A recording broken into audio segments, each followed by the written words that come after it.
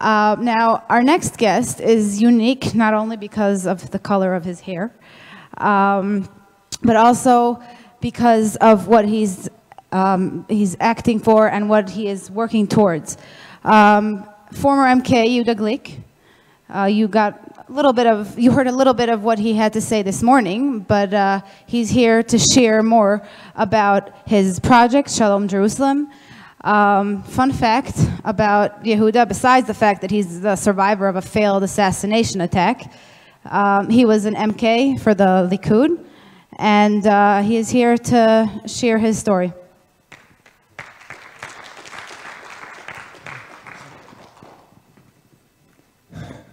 Thank you, Hadassah.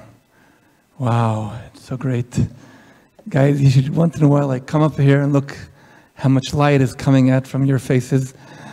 Maybe that light over there we can lower or something that's shining in my face, but there's so much light coming from the people there. Maybe we can even turn on the lights in the hall and we can see all these wonderful people that are here, sitting here.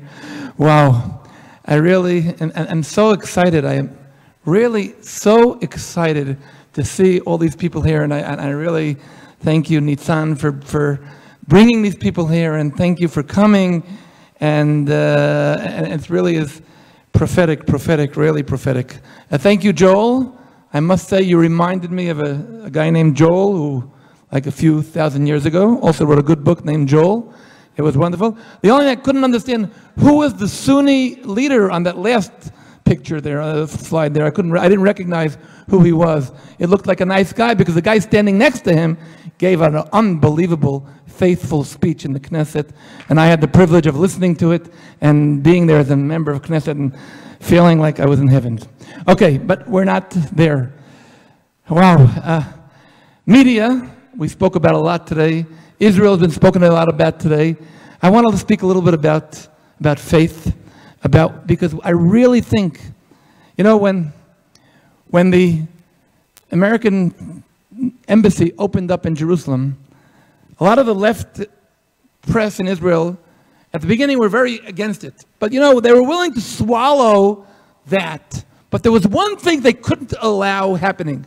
When at the event, there was a rabbi and Pastor John Hagee speaking. They said, guys, this is a political event. Why are you putting a pastor and a rabbi and a faithful people here? And that's what the whole thing they missed. It was a religious, godly, biblical, faithful event. The recognition of the world of Jerusalem. On our 70th anniversary, the number 70 in the Bible is always the relationship between Israel and the nations. But ladies and gentlemen, as I mentioned before, today is 5 years for the assassination attempt, and I'm not going to repeat that, but I do want to tell you that after that, 3 years served in the Knesset, and thank God, a few months ago, I became a free man. And I decided to continue what I was doing. And I want to share with you first, I'll start with an understanding that I had of a verse in the Bible. It says, and you're all familiar with Psalms chapter 122, pray for the peace of Jerusalem.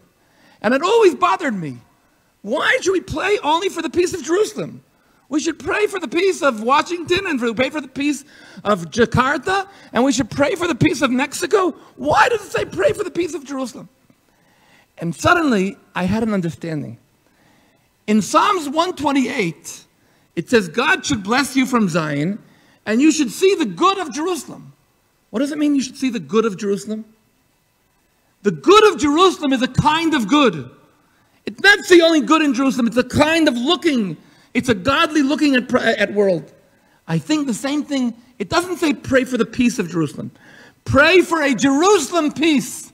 There's sometimes peace in the world is, I'm with you and you're with me, I hate you, but out of interest, I'm not going to attack you.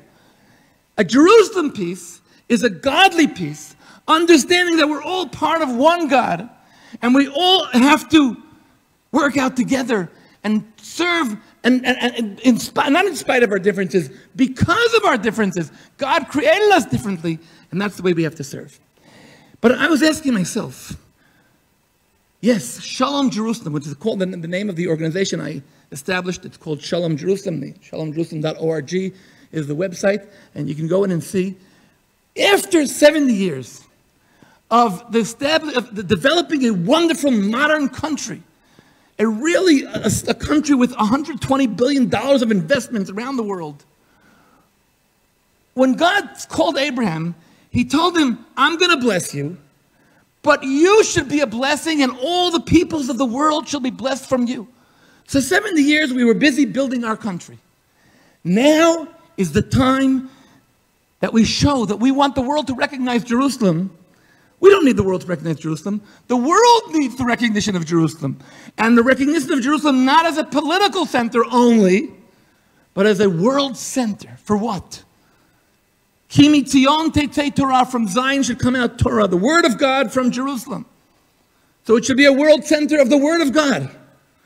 It should be a world center. My house should be a house of prayer for all nations. It should be a world center of prayer.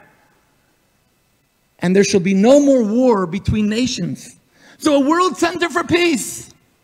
These three things, Torah, the word of God, prayer, and peace should be coming out of Jerusalem. And not only from Jerusalem, out of Zion. What is Zion? Joel 4, Psalms 2, Zion is my holy mountain.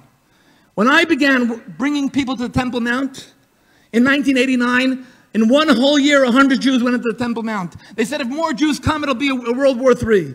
In 2018, we had 35,000 Jews in Temple Mount. In 2019, we're going to have 50,000. And I want to know something? In 2010, there were 180,000 Christians who visited Temple Mount. In 2018, we had 670,000. Guys, there hasn't been a third world war. It's peaceful. The more people come there, we have to make sure it's not in the hands of one religion. It has to be a world center of God, the one and only God. And this is what Shalom Jerusalem is all about. Shalom Jerusalem is really connecting the world to Jerusalem to become an origin and an inspiration, a spiritual inspiration. So I said a world center for prayer every single Tuesday. I ascend the Temple Mount with a list of names from people from all over the world, Tanzania or Brazil or Poland or Sweden or Texas or United States. Texas or United States, either of them. And I want to tell you, people send me the requests for prayer, and I recite every single name there on the Temple Mount, and it's videos, and people come and feel, yes, Temple Mount is the world center of prayer. And believe me, no world war. Number two, I am now happy to inform you. This is the first time I'm announcing it publicly.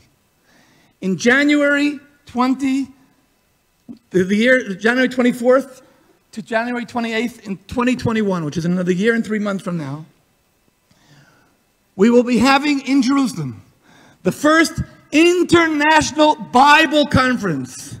It will be organized by Keshet, whom you saw right now organizing this event. It'll be organized, and we're going to have the Shalom Jerusalem International Bible Conference. All people from all the world will be able to come here. Israel's leading scholars in the field of Bible, and we will develop a discussion, a dialogue with the world. Because this is what we're here for. A world center of prayer. A world center of Torah study.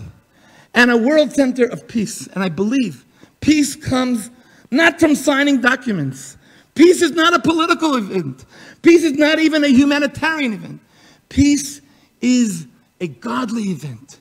You know, in the Tower of Babylon, everybody had to be the same. Everybody had to think the same. What's wrong with that? Unity, you know, we heard yesterday the ambassador explaining what's wrong with that. He said it because they were doing it for their sake. I think it's even worse than that. If everybody thinks the same and everybody speaks the same, something is wrong.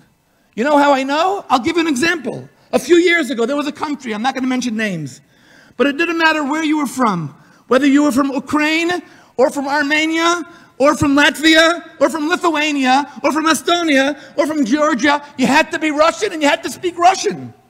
Even though you all know that a Ukrainian and an Armenian had nothing in common, but everybody had to speak the same language and everybody had to believe in the same things. If everybody's believing the same things and everybody's thinking the same way, it means somebody is forcing them to think. One of the things that the Bible is teaching us is freedom of choice.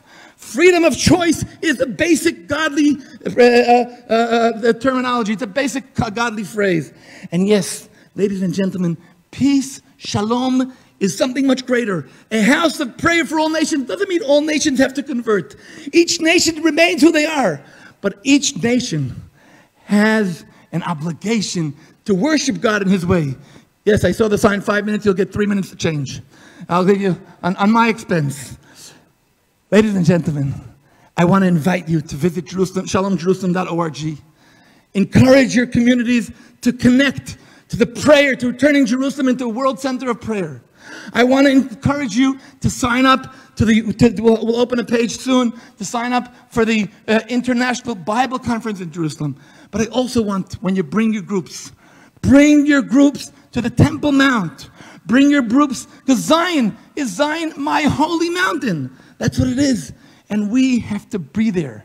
And ladies and gentlemen, I'm so happy to see evangelicals going to meet with Sunni leaders, because we can't leave this God only for the Jewish people. We can't leave this God only for the Christian people. It's a worldly event. We have 1.5 billion Chinese who are coming to Israel and looking and watching and waiting for us to bring that message. And you know, the Bible teaches us a very important thing. In 126 Psalms, it says that when the people of Israel returning to Zion, the nations will say, God is doing something great. And then the Jew people saying, oh yeah, God's doing something great.